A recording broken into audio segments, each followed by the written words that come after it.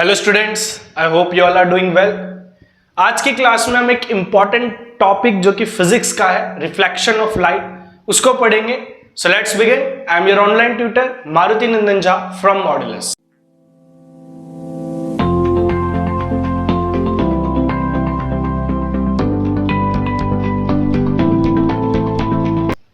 देखो, रिफ्लेक्शन जो है, रिफ्लेक्शन आप सभी ने सुना होगा कि लाइट रिफ्लेक्ट कर रही है, पर ये रिफ्लेक्शन आखिरकार है क्या? रिफ्लेक्शन आखिरकार है क्या? देखो, कोई भी चीज जो शाइनी सरफेस की हो, जो चमकीली हो, कोई भी चीज, जैसे बोर्ड मान लो चमकीला है, तो इस पर जब लाइट पड़ती है, किसी भी चीज पर लाइट जब पड़ती है तो रिफ्लेक्ट होकर हमको दिखती है, टकरा के हमें वापस दिखती है। तो उसी चीज को हम क्या बोलते हैं? रिफ्लेक्शन बोलते हैं। मतलब जब भी लाइट किसी चीज से टकरा के वापस आ जाए, bouncing back of light, bouncing back of light, किसी चीज से लाइट टकरा के वापस आ जाए सेम मीडियम में, उसी मीडियम में। जैसे हम हवा में खड़े हैं, अभी हम हवा में है ना, एयर है हमारे आसपास, तो अगर मैं टॉर्च से लाइट को ऑन करूंगा और इंसिडेंट करवाऊं किसी चीज पे, तो वापस टकरा के वो एयर में ही वापस आनी चाहिए, यानी कि वाटर में चली गई तो वो रिफ्रैक्शन के केस में चला जाएगा। तो रिफ्लेक्शन क्या होता है? Bouncing back of light after striking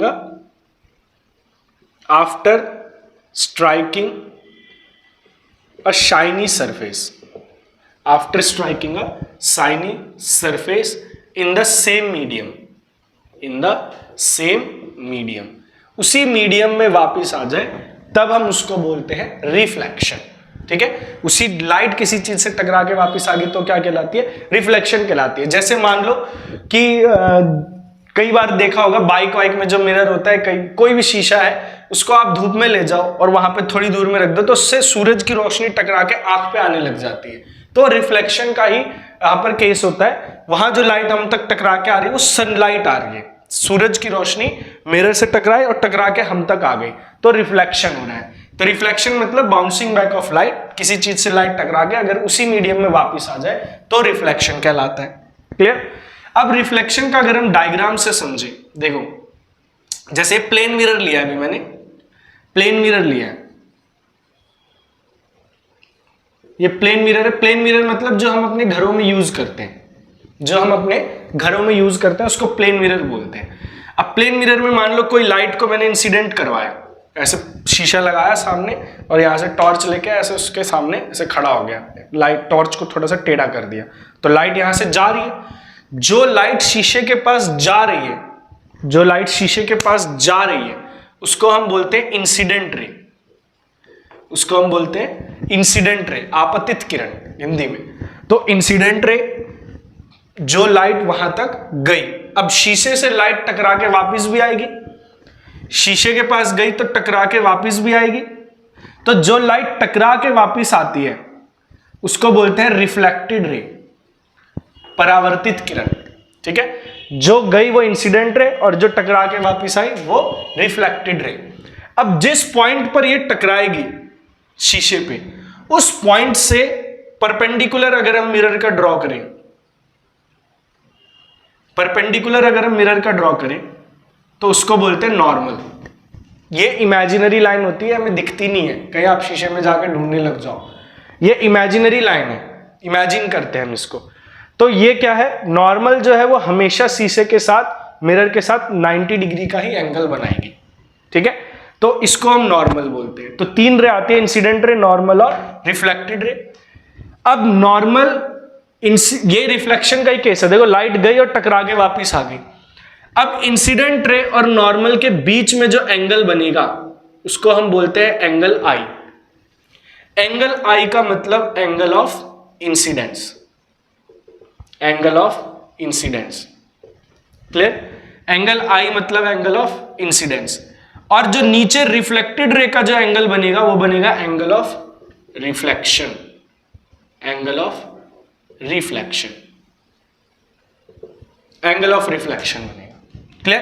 तो इंसिडेंट रे, जो लाइट गई टकरा के जो वापिस आई वो रिफ्लेक्टेड रे, जो परपेंडिकुलर बना रही है मिरर के साथ वो नॉर्मल, इंसिडेंट रे और नॉर्मल के बीच में जो एंगल बन रहा है वो angle of incidence, reflected ray और नॉर्मल के बीच में जो एंगल बन रहा है वो एंगल ऑफ रिफ्लेक्शन। ये सारी चीजें किसी भी रिफ्लेक्शन में आपको मिलेगी ही मिलेगी। अब ये तो रिफ्लेक्शन का एक डायग्राम हो गया कि लाइट कैसे रिफ्लेक्ट कर रही है। इसके लॉज भी होते हैं आपके पास, कुछ लॉज ऑफ रिफ्लेक्शन होते हैं। लॉज ऑफ रिफ्लेक्शन आपके पास दो लॉ होते हैं रिफ्लेक्शन के। रिफ्लेक्शन के दो लॉ होते हैं। पहला लॉ क्या है, देखो जितना भी एंगल आई बन रहा है एंगल आर भी उतना ही होगा। एंगल आई जितना बन रहा है एंगल आर हमेशा क्या होगा, उसके बराबर होगा।